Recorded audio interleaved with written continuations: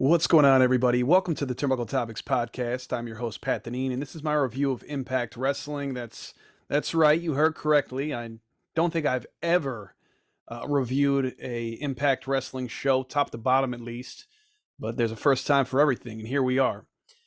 But on a very serious note, before I get into the show and all that took place during these 2 hours on Thursday night, I want to give a shout out to one Tommy Dreamer. Not just one of the best professional wrestlers I've ever had the opportunity of meeting many years back, but just a great individual as well. Unfortunately, this week his mother passed away, and as we found out last week, after Impact Rebellion, after their pay-per-view, he said post-match that he would be taking some time away to take care of some personal matters. Wasn't sure how long he was going to necessarily be away, but he has to take care of home, and obviously there were some rumors swirling about his mother being very sick, and so sudden, really so sudden. So he went on the right. I wish I could hold your hand forever. I never thought this day would happen. I miss you so much already. Thank you for all your prayers, positive vibes, and thoughts. Blessed to have her for 52 years. I love you, Mom. Really heartbreaking stuff. Really, it's a picture of his hand with her hand in his palm, clearly in the hospital here. So shout out to Tommy Dreamer, man, and being so open with us collectively. I mean, man, a great dedication and tribute to his mother. He doesn't owe us anything, but to be this personal and let us know at the very moment in time that this is happening and taking place. I can only imagine all the emotions. So shout out to him. His former ECW compadre Taz went on to retweet Tommy Dreamer's tweet that I just read to you guys and wrote, "We would go on the road to wrestle throughout the Northeast. I would leave my car at your parents' house. Then we would return very late, and she would open her house to me, not wanting me to drive home that late, like I was one of her kids. Condolences to you and family, RIP." So obviously Taz sharing a very personal moment that him and Tommy Dreamer and that he had with Dreamer's family there, like one of obviously she treated Taz like one of her very own sons. So that's awesome to hear. And on the very next day, Tommy Dreamer also posted this: "Yesterday was the hardest day of my life. I had to say goodbye to my mom." This is her this was a picture that he had posted, by the way, as well, with him and his mother. This was a picture of her 3 years ago at 80 years old. She was so full of life, still worked, lived on her own, drove. It's been so hard the last few months, but I believe she is now with my dad and her parents. I've cried every day and never thought this day would come. I'm at peace, but will miss her until it's my time. I can't put in the words how much she meant to me, but I do know how much I meant to her. Thank you, everyone, for the support, prayers, and positive vibes. I love you all. So again, very, very transparent, heartfelt post by Tommy Dreamer. Of course, I'm opening the show with this because he is a huge part of professional wrestling as a whole for the last 3 decades, and B, the fact he is a major part of Impact Wrestling. So shout out to Tommy Dreamer, behind the scenes and in the ring still, believe it or not. So shout out to Tommy Dreamer, and all the best, much strength and prayers to him. So Impact, this was the final taping in Toronto, I believe, since the Rebellion pay-per-view from a couple of weeks ago.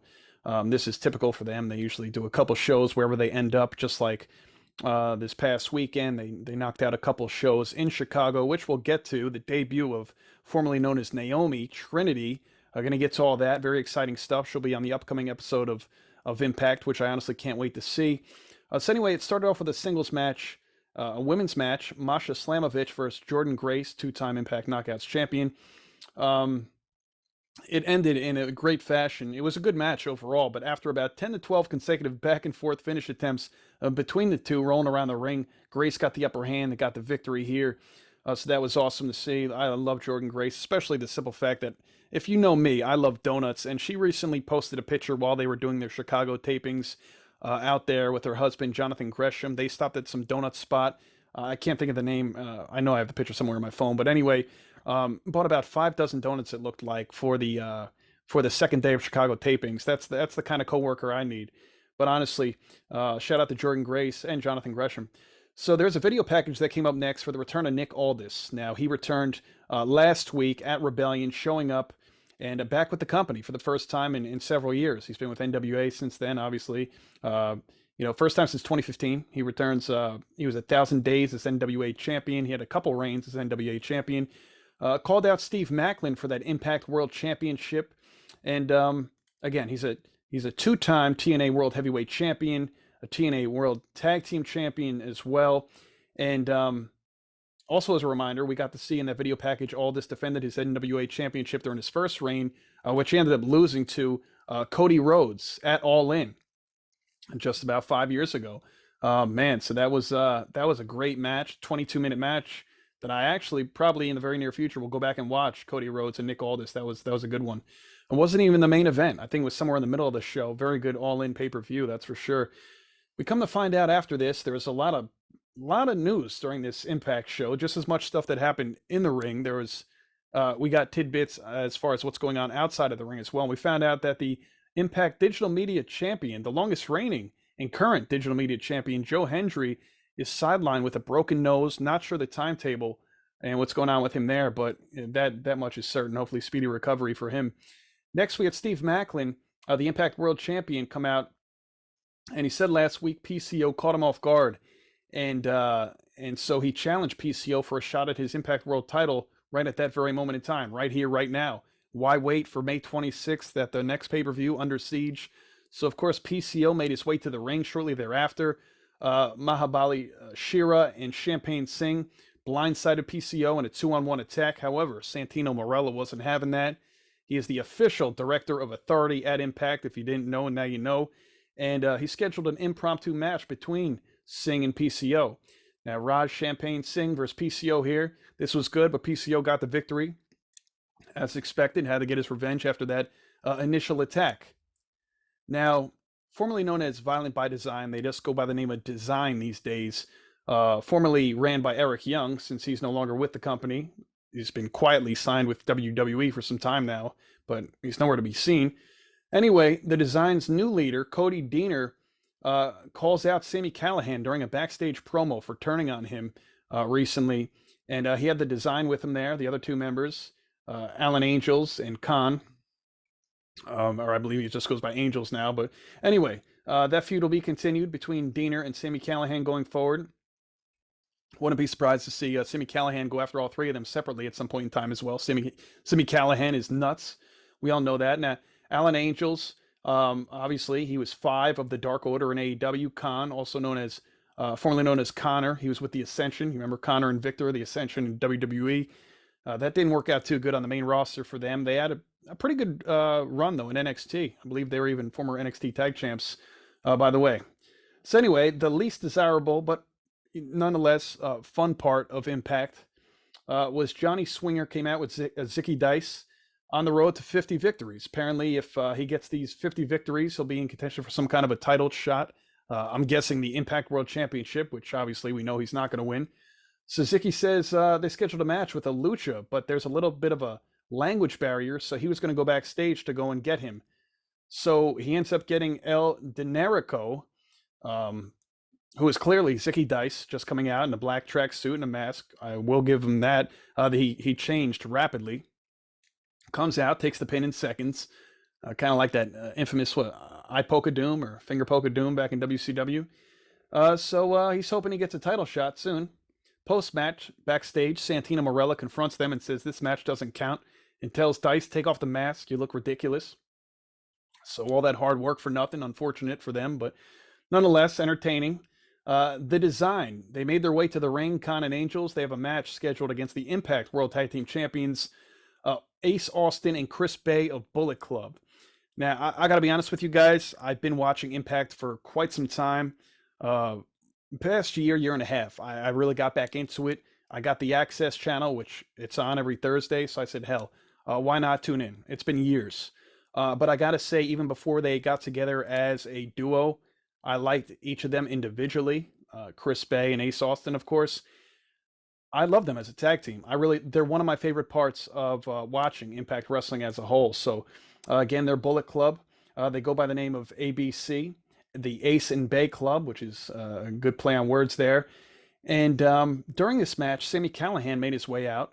attacks Diener on the outside, the one member of of the design that was not part of this actual match, and as in typical Bullet Club fashion, they got the 1-2-3 or 1-2 sweet, as they would say, and Bay covers Angels for the win.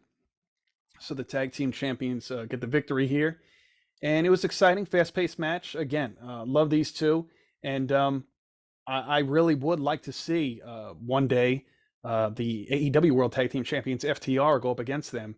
Uh, Bullet Club's Chris Bay and Ace Austin. I think it would be a lot of fun. I know Dax Harwood teased it about a month and a half ago, tweeting them about potentially getting those Impact World Tag Team Champions off of them. So that would be fun. So we come to find out that Santino is suddenly laid out backstage. He's dizzy. He's with a referee, a doctor, and Dirty Dango, formerly known as Fandango in WWE. He's told to take time off and go home after suffering his second head injury in a very short period of time. Now, Dango now calling himself the Detective of Authority. Now, if you remember, it's only a few years ago, taking us back to his infamous, I guess you could say, WWE days with Tyler Breezango, the Fashion Police. They had the Fashion Files, the Cold Case Unit, as they would call it. And so he has some detective experience on his resume. So like it or not, he is the man for the job, apparently, and we'll see how long he takes over this position from or for Santino Marella. So now we have another women's match. Again, emphasis on women's wrestling and Impact. If you think of the recent past, who have made their way back to WWE, Chelsea Green, Mia Yim, Emma, aka Tennille Dashwood, all went back to WWE in the last few months.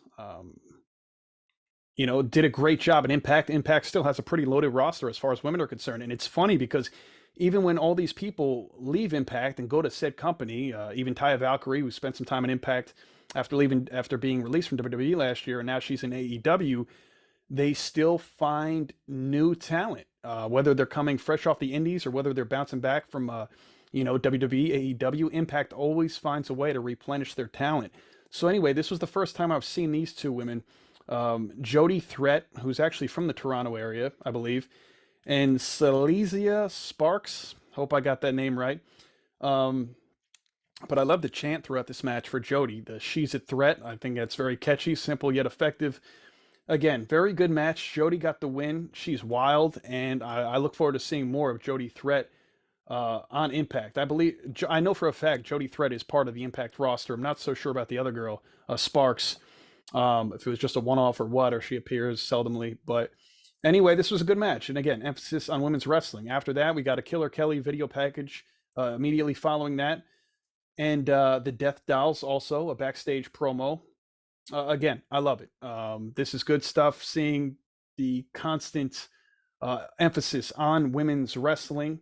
There's a wide range of talent, some great, some middle of the pack, but again, they give them the opportunity. And honestly, as far as women's wrestling is concerned, that's all you can ask for. And honestly, there's been a lot of people that have not been thrilled or making fun of the fact that Naomi, or Trinity, as she goes by now, her actual name, has made her way to Impact. Why would you go there? Why wouldn't you go back to WWE? Especially, your husband's there and, brother-in-law and family in WWE, or AEW, another notable company. Why would you go to Impact Wrestling? They don't have many fans even there. How many people watch? The thing is, Naomi hasn't, I gotta stop calling her Naomi, Trinity hasn't wrestled in the better part of a year, since May of last year. And so regardless, I think this is a great starting point for her. It's a very solid division. And realistically, at any point in time, whenever she really likes, balls in her court, she can hop on over to AEW. Tony Khan would be more than happy to sign her. Believe me, this was solely Naomi. There I go again. This is solely Trinity's decision to go to Impact because it's where she wants to be.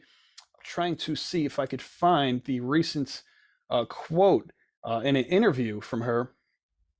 Here it is via NBC interview early Saturday. She said, I chose Impact because I really truly believe that it's one of the best women's divisions. I've been watching these women for years from afar, and I've always admired the talent here. So again, They always have a rapid influx of talent um, all the time. You know, again, a lot of them don't stay there for very long. They bounce between WWE, AEW, whatever, wherever they go, New Japan, and back and forth, but they always continue to replenish their division. Mickey James even tweeted to Trinity, "Welcome to Impact Wrestling, a new chapter to be you." And I couldn't love it for you more, something along those lines. And then Trinity wrote back, "All the way, sis. Thank you so much." So very thrilled for her. Very thrilled for the matchups. I kind of wish Mickey James was healthy, especially if she was champion. That would have been a fun match for the championship. Not saying they got to give it to Trinity right away. Deonna Purrazzo now holds it since Rebellion defeating Jordan Grace, but I can't wait for Trinity to be having all these matches with top tier talent in Impact, in title contention, so on. So her first match, which already took place but won't be aired for 2 more weeks, was against Kylan King. You know, one half of the Impact Women's Tag Team Champions. Her actual her actual debut with Impact Wrestling, we will see this Thursday when she's on the microphone. But next Thursday, I believe, is the episode. The following week, we will see her actually in action, going up against, again, Kylan King. So that'll be fun. And what's even cooler is, you know, Mercedes Moné, formerly known as Sasha Banks, if you don't know, now you know, is there to support her friend. She's there to support Trin, just like Trinity supported her when she debuted in New Japan back on January 4th, alongside Bayley being there and so on. And I love it. I love the fact that Mercedes posts these pictures with Trinity. You know, I love to see them support one another. Even CM Punk was at Saturday's tapings where Trinity had her first match. So again, CM Punk was everywhere this past week. He was at Monday Night Raw backstage. He was at Impact. He's donning a newly shaved head. So CM Punk's doing all kinds of wild stuff, and I love it. I really love this for professional wrestling as a whole. I think it's very good for the sport. And again, could not be happier for Trinity. And she'll only go up from here, really. She even tweeted after her initial night of tapings when she was just on the microphone, "I'm so happy." And honestly, I think that's the goal for all of us in life, right? Happiness.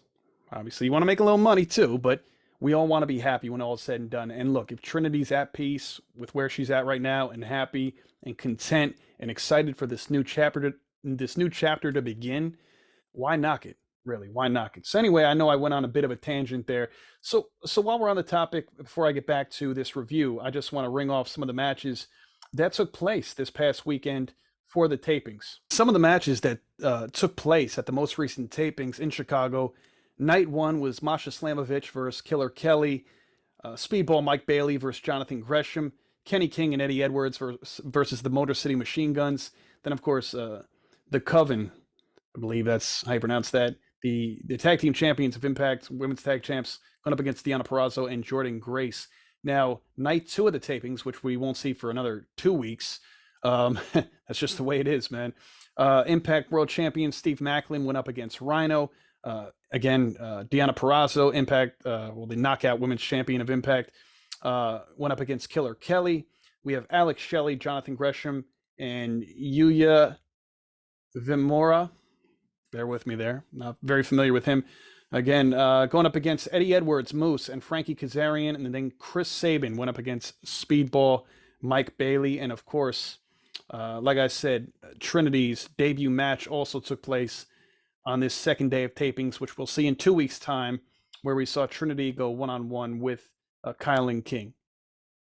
So exciting stuff there. And yeah, so that's what took place in Chicago this past weekend. But anyway, back to the review. So anyway, Frankie Kazarian, he had an interview discussing his early days in TNA with Impact's Gia Miller, not mincing his words, not one bit, with his displeasure with management that led to his departure in 2014, a la Dixie Carter era, and so on.